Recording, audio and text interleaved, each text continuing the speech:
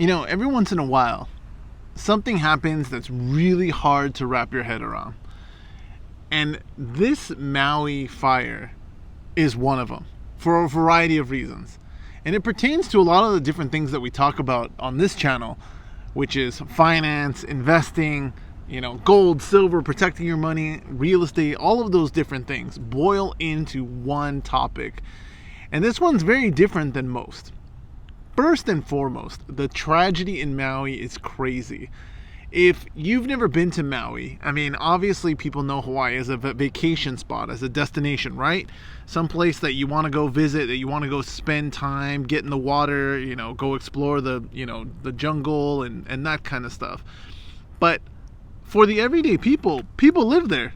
People, spend their everyday life on Maui. And as this whole fire shows, sometimes it's a blessing and a curse. First and foremost, one of the interesting things about Maui, for me personally, is, I visited the bulk of the main Hawaiian islands. Spent a lot of time on Oahu, been to Kauai, and spent a lot of time on Maui. And the interesting thing about Maui is that, the places that do have population on Maui are pretty densely populated, and then there's large expanses of Maui that really don't have much of anything. There's like ranches and different things.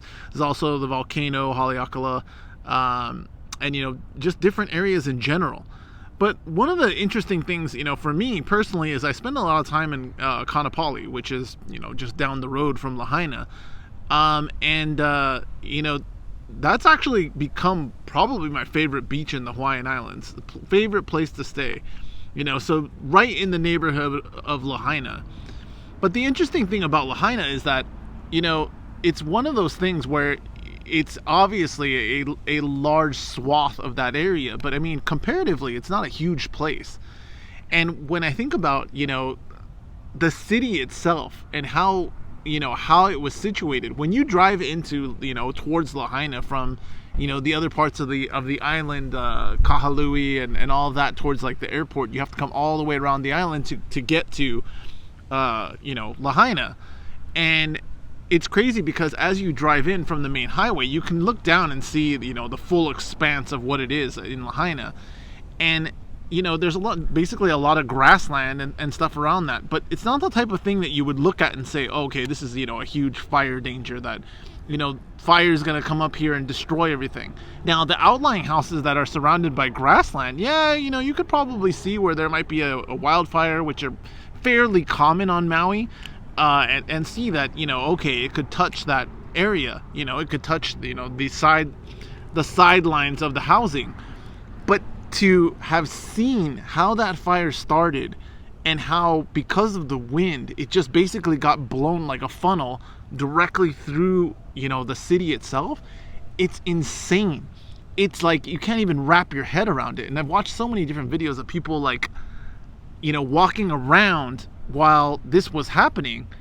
And I'm asking myself, like, the people there's no way that you could have known, because it's basically like a small town. That's kind of the vibe it has.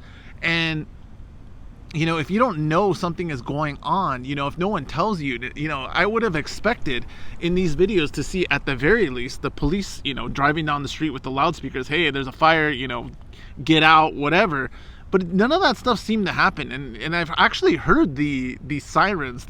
I think they're more tsunami sirens than anything else, but I've actually heard them when I was on Maui, which is pretty crazy, the fact that, they didn't go off.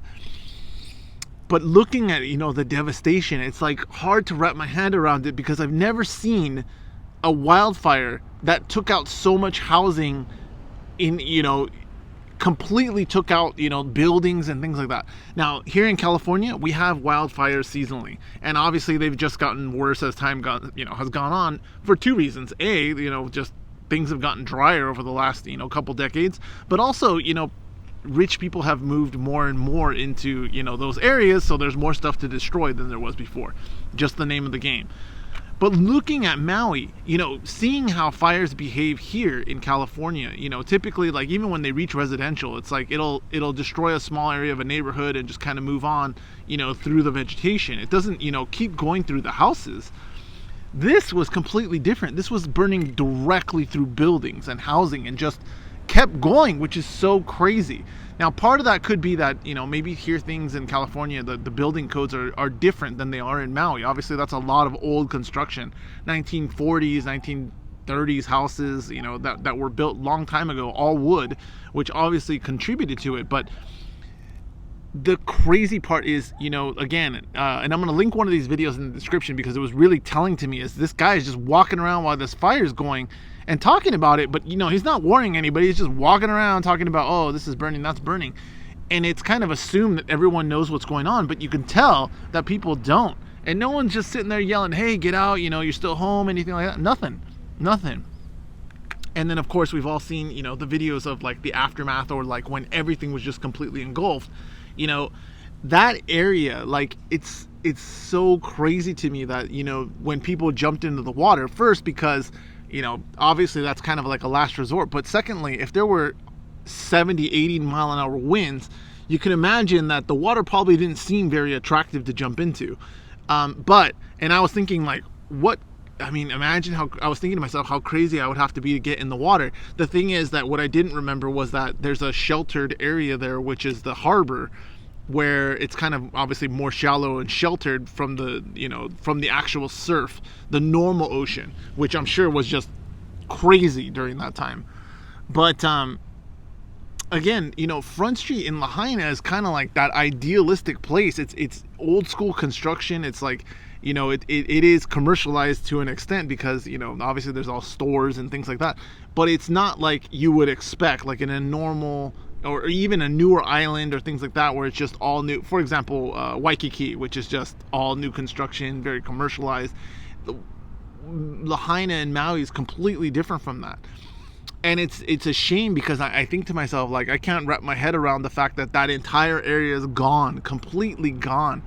Like, not just, a section of it burned down. No, it's completely obliterated. And for Maui, that I ask myself, like, wow, it brings home, like, wow, actually, real people live there, real people work there. All those businesses are gone, which are huge, on that area of the island. It's a huge area for not only tourism, but, just businesses. It's insane to me. I'm like, wow, like, I can't wrap my head around the fact that all of that's gone. Not only that, but that's like the hub for, like, the whale watching tours, the sunset cruises, all of that stuff goes through that area. So to think that it's gone, is crazy to me personally. But then there's so much more into it, and that's really what I wanted to talk about, is that the things that people aren't thinking about right now, but which I thought of immediately, but I'm starting to see that other people are catching on, is, a lot of the people in Maui, they may have a house, but other than that, they're not living high on the hog. It's an expensive cost of living, and they probably work normal hours, normal jobs. They are not going to be able necessarily to rebuild. They are not going to be able to not have a job and stay there. All of these different things. And so what happens there? Same thing that happens everywhere else. Someone comes in to take advantage of their loss, which I'm sure that there were plenty of people, not just here in the United States, but also elsewhere, waiting to pounce on an opportunity like that. You don't get the chance to buy property in Lahaina. It doesn't come along. And when it does, obviously everybody's going to jump on it. So you're seeing people right now talk about how, infuriating it is for the locals to hear that, developers are trying to roll in and throw big bucks at people to swoop up on that real estate. A normal family, a normal household can't wait to, go on living their lives. A developer can wait a few years until things kind of normalize to start building on that real estate. And so you can see how the impetus would be, for people to just give it up, hang it up, leave the island, go to a different island, start over, start a new life.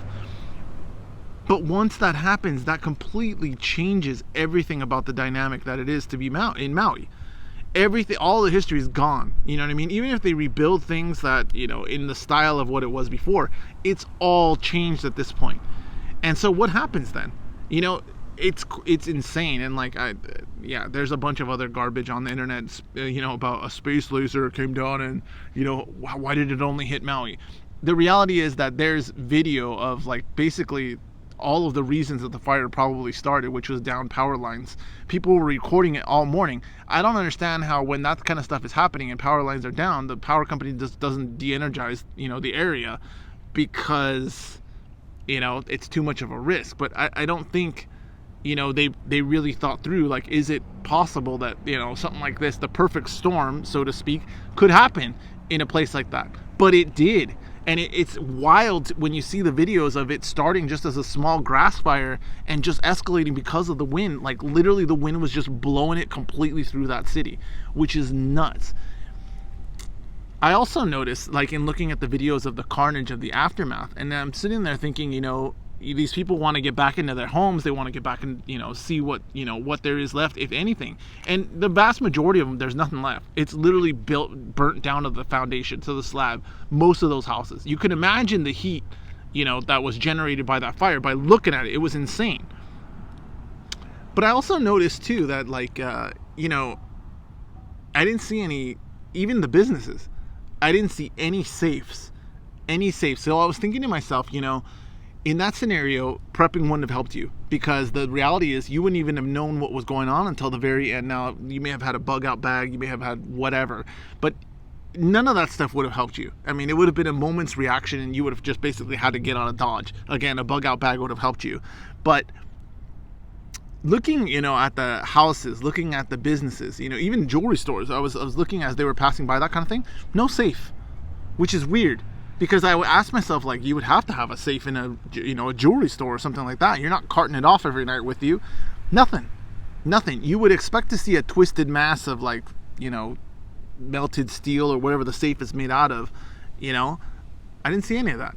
And it's very weird to me. And I saw, like, I was looking at, trying to pay attention to all the different businesses. Because you would think, especially with a large commercial safe, you would see those things. I didn't see any in any of the videos. You would think that that's something like that, because, especially because a lot of the safes are fire rated, right? Now, with the type of inferno that they went through, I wouldn't assume that it would be in perfect condition. I would assume it's going to be melted down, but you would still expect to see a big blob of metal there. Nope, didn't see any of that. Crazy to me. But again, this whole notion of, like, people chomping at the bit to take advantage of other people's loss, it makes perfect sense. That's the American way, right? I mean, it is what it is. But to lose that part, to think that could happen anywhere, realistically, it's something like that where it's there one day and it's gone the next. That could happen to any of us at any time. And even prepping and stuff like that in a situation like this really wouldn't have helped you. I mean, you basically would have your assets elsewhere to, basically continue. But it's just crazy to see something like this and see, how all these topics tie in, and people, thinking about the historical aspect. Like, the locals don't want, are telling other locals, don't sell your property. But imagine how hard that is. Oh, okay, well, they don't want us to sell because they want to maintain, the cultural integrity of, like, the town and all that. But people have real lives, and once those things start getting bought up by other people or corporations, it's done. It's gone. There's no more LaHaina anymore. It is whatever it becomes next. And that's insane. Like, it's just crazy to have to wrap your head around. Again, one of the interesting stories that I have is actually, it's pretty crazy because back, I think it was 2018 or 2019, I actually went to Maui, and when I was flying in, I actually saw a small fire. It literally looked from the plane. We were in landing, so, we were kind of close to the ground. But I looked down and I saw, like, a pillar of smoke, small. It looked like a dumpster on fire, but it was sitting in the middle of the field. And I was sitting there thinking, like, can I call 911 from the plane? But then I was asking myself, like, maybe it's like a purposeful fire or something like that. It ended up being a wildfire. And no, I could not call from the plane. But by the time I landed, and, like, obviously when I landed, like, I wasn't thinking about the fire anymore until I got out of the airport. It was a full-blown wildfire. And I thought to myself, like, damn, if I would have been able to call from the airplane, they probably would have thought I was nuts. But I mean, I saw it, it didn't seem like something that should be there. Crazy. And then to see something like this, it's a really crazy world. And even the things that we take for granted, like I said, like, I don't think anyone would have thought that the entire town, could be completely obliterated down to the slabs like that. But to see it in real life, that could be any of our cherished towns and cities. You know what I mean? It could be turned to rubble just like that from Mother Nature or who knows what else. But to see it in real time is just absolutely like crazy. And it's a good lesson that, the best laid plans go out the window, for something unexpected. So something to keep in mind. And like I said, it's something to contemplate, not just for what's going on over there, which is a huge tragedy, but for your own personal life and how, again, how do you plan for something like that? Is it prepping? Is it having gold and silver on hand? I don't know. But I mean, when you don't have food, you don't have water, you don't have communication, you don't have anything else, is gold and silver really going to save you from that?